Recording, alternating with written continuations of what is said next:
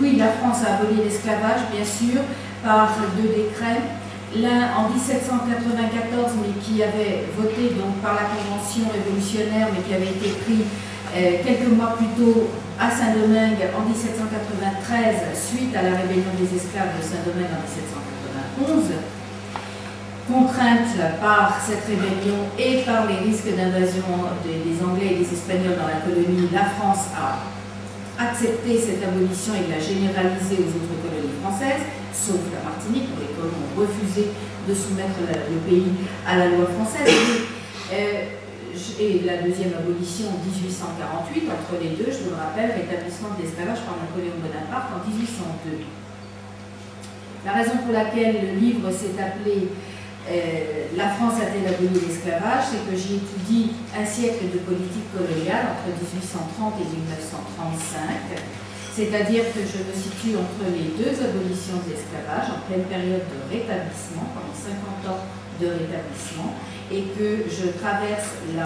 deuxième abolition de l'esclavage et que je vais jusqu'au milieu de la première moitié du XXe siècle pour voir finalement quelle était cette politique coloniale qui a été une politique très réussie d'oubli du passé, si on se situe historiquement, une politique de paradoxes et d'erreurs économiques qui se sont succédées, une politique également de mépris à l'égard des avertissements et des alertes qui ont été lancés par divers observateurs tout au long du siècle quant disons, au caractère non viable de ces économies coloniales. Bon, voilà pourquoi le livre s'est appelé « La France a-t-elle aboli l'esclavage ?»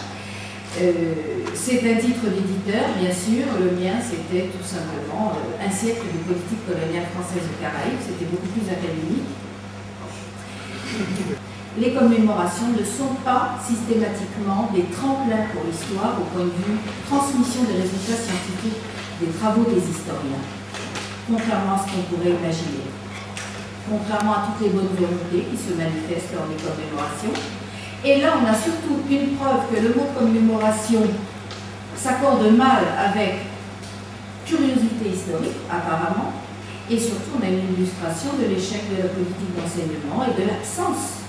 de ces thèmes des traites humaines,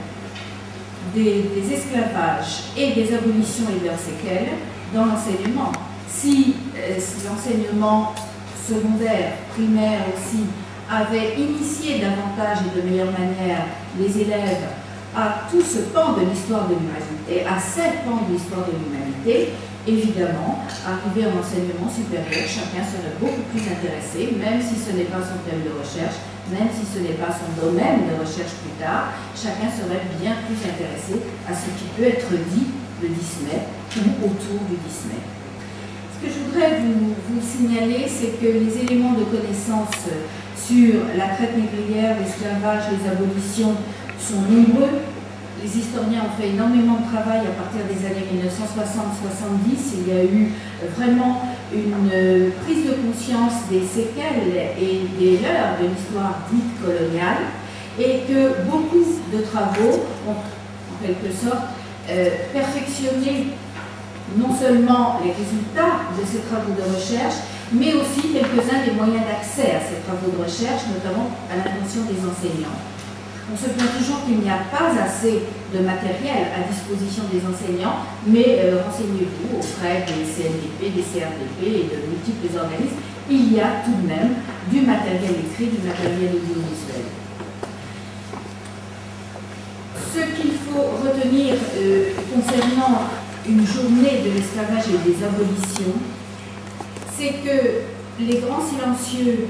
de cette histoire furent, paradoxalement peut-être pour ceux qui n'ont pas encore abordé de plein pied cette histoire, ce sont les grands silencieux, ce sont les captifs et les esclaves eux-mêmes, qui sont aussi les premiers abolitionnistes, les premiers engagés contre les systèmes de traite humaine et d'esclavage. Les témoignages que nous possédons au niveau mondial sont pour la plupart des témoignages qui ont été fabriqués, aménagés, rédigés de toutes pièces parfois par les comités abolitionnistes, de bonne foi et